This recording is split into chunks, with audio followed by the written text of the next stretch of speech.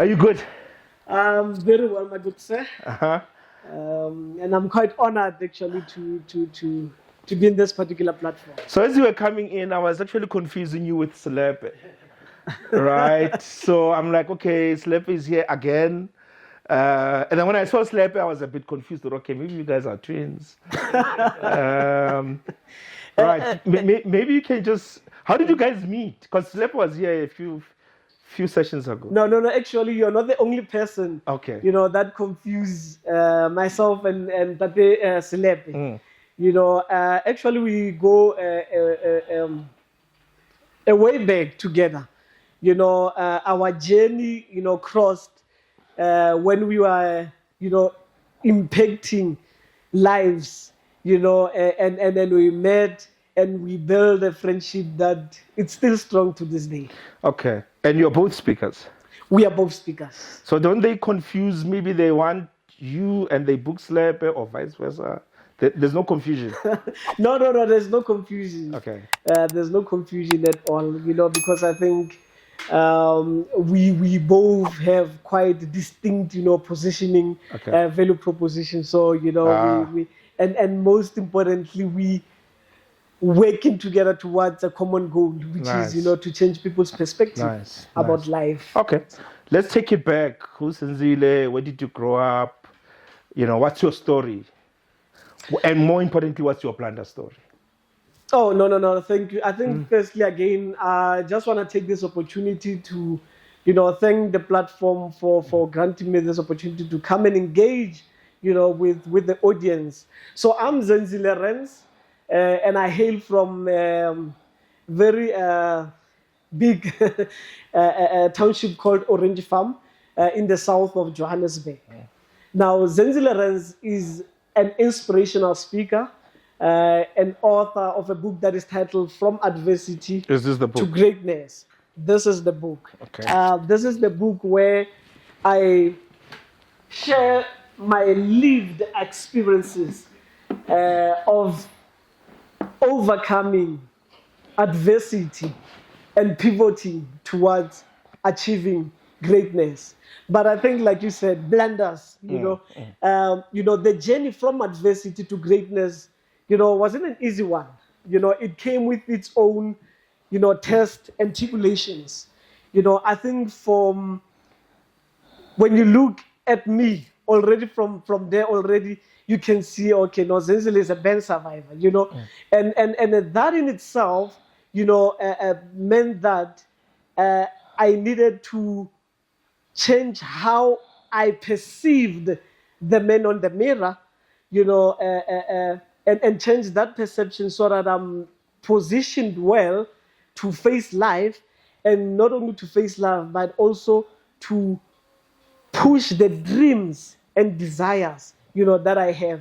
But through that journey, over and above my reflection as based on my incident, there were quite a number of challenges, getting to a point whereby I authored the book, but also to a point where I, ventured and also into the corporate world, but also into the, social entrepreneurship space.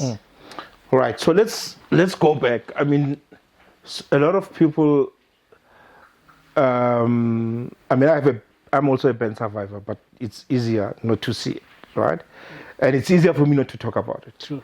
But I've also realized that some people, when they're not ready to talk about something, it becomes difficult to get.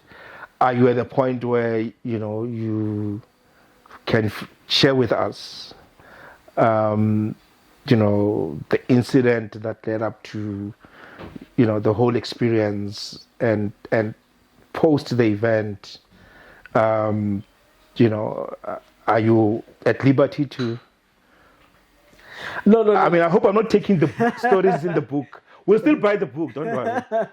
No, most definitely. I think I always say that as people and a lot of people, there's a lot of unhealed wounds that we carry. And for me, the difference is that those wounds are physical and you can see them. But I think the most dangerous wounds are the invisible wounds. And the wounds that I'm talking about is the wounds of holding on. Holding on to things that no longer serve us. Now, just to give you a preview in terms of my journey, I grew up in a very big family. You know, I always joke and say my parents must have been mathematician at heart, you know, because we had 4 boys and 4 girls. Okay. And I was the And last. biologist somewhere in there. You know.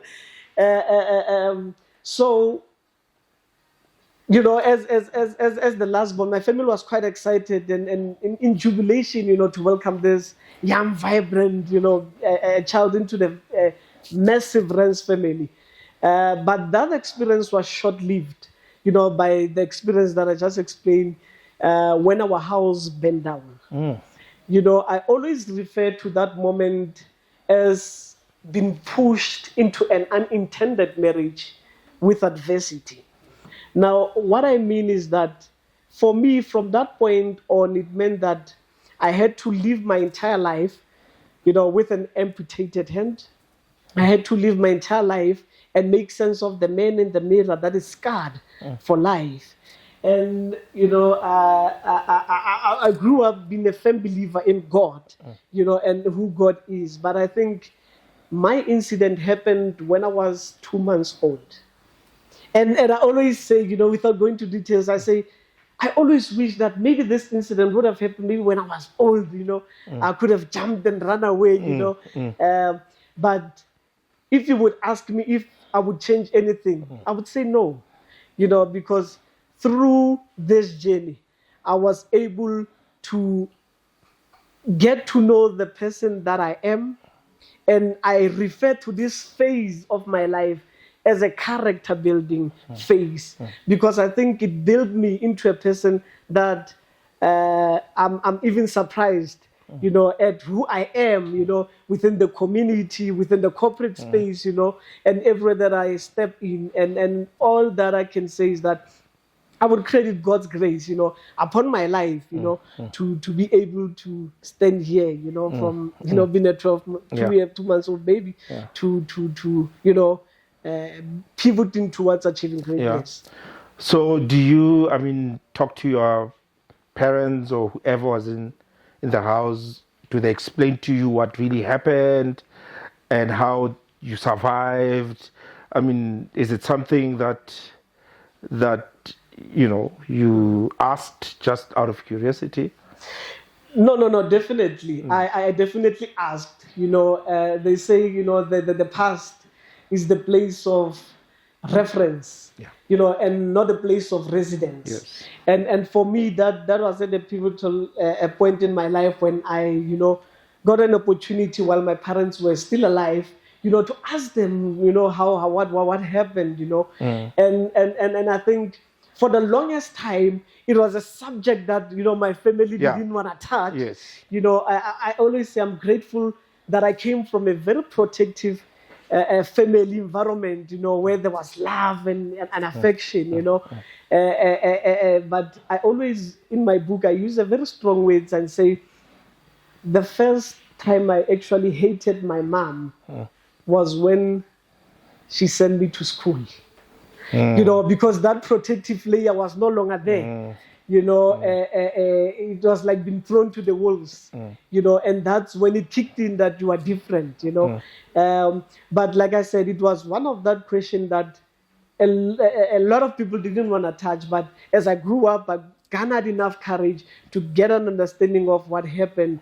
And I think, you know, coming from dark phase was a bit of a challenge for me, you know, having to hear the details, you know, took a lot of strength from me to you know, kind of work my life around and try to, you know, get an identity for this person that is no totally disfigured, you know, and from that point onwards, you know, I decided that I wanted to change my life, you know, and become a better person but not only become a better person for myself, but use the lesson that I've learned through my journey. I mean, you can imagine, from a 2 months old to, I always say that I really got my freedom to be my true, authentic self when I was at university. Because I think at university, that's when I got exposed to some insights, to some information, to some research. And that's when I started seeing the possibility, beyond my, borders, beyond my walls. And I think from there onwards, I started pivoting to become a better person. And I told myself that, I'll never allow anyone, to suffer, to struggle the way I've suffered, the way I've struggled.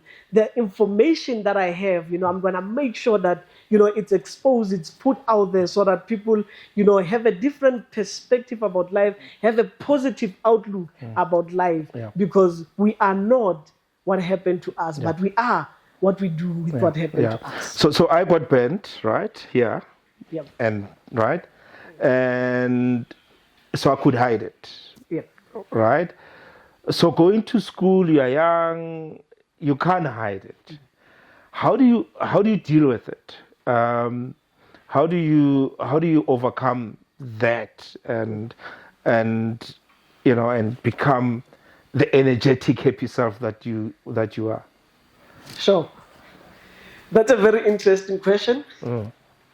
And I think for me, the most important thing that I want to share was the blunder itself, for example, when I went through that journey.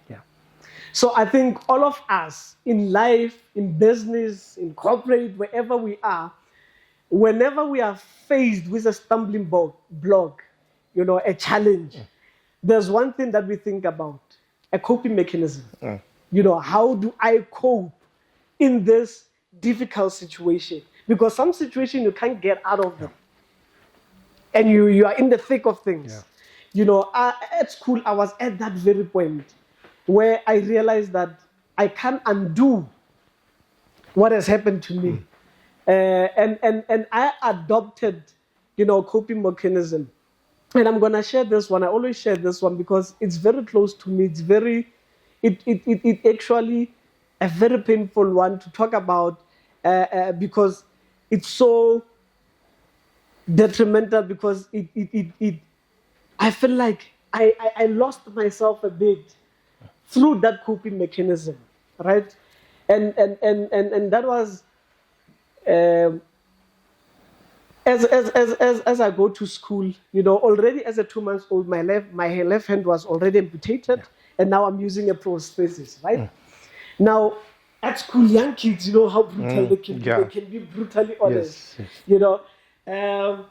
They started laughing at me. I had a very agonizing childhood. And I was like, okay, maybe the reason they're laughing is because of my hand. Right? And I was like, me. Then I developed a coping mechanism where I started putting my hand in the pocket. And I have to be honest with you, it really did stop the laughing and the name calling. And I realized this thing is working. And it became my coping mechanism.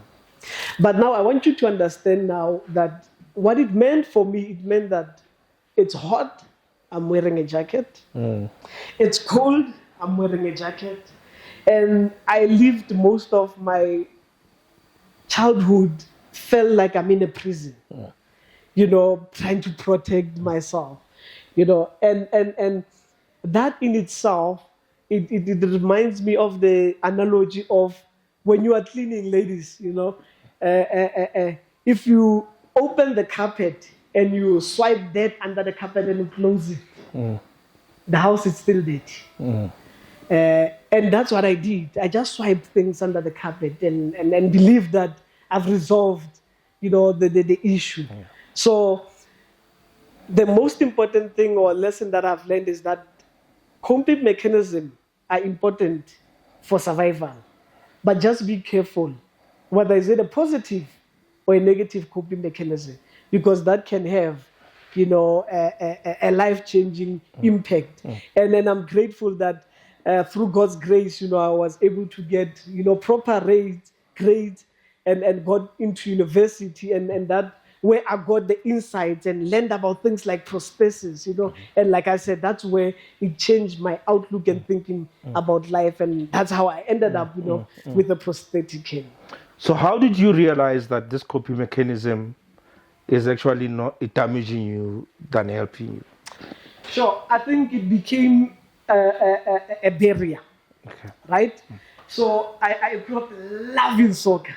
Maybe Bravino. I would be one of the Kaizer Chiefs players. Who knows? And I used to play soccer, and now that I have this thing of putting a hand in the pocket, it's blocking me from fully, exploring my capabilities, and what I could do. And that's when I realized, this thing will not grow me, will not lead me anywhere, but instead it will hold me from, becoming the person that God has intended me, to become. So, what does your scar or scars say to you now? I mean, when you were young, you were hiding them, right? Because kids were making fun. But when you look at them now, almost on a daily basis, what does it say, or what does it remind you of, or what does it represent for you? Does it still represent a place of pain, or does it represent a place of overcome, that which did not kill you made you stronger, or if you can survive this, you can survive anything? True. Sure. My scars, I think if there's one word that I can use, it's resilience. They represent resilience. And resilience is not avoiding challenges, but it's about facing challenges head on. And I see my scars, as stars dressed differently. Hence, I walk around with a smile on my face. When I walk into a boardroom with executive, they can't tell the difference, because I see these guys as stars, and because they are stars, because they grab the attention that I need, and like I said, it's how then I change my perspective towards my scars that then enabled me to not only take this, courageous or resilience, but to also ensure that I share the resilience with others, and so that they discover their own greatness. Because the greatness that we are seeking, it's always within us. And sometimes we go out there, we seek things. You look at yourself and you see scars, but actually what you're looking for has always been within me. And that was a revelation for me. Hence I started seeing these scars in a different perspective. So are you always this, like you can take over everything, like, is it as a result of what you've been through that nothing phases you anymore?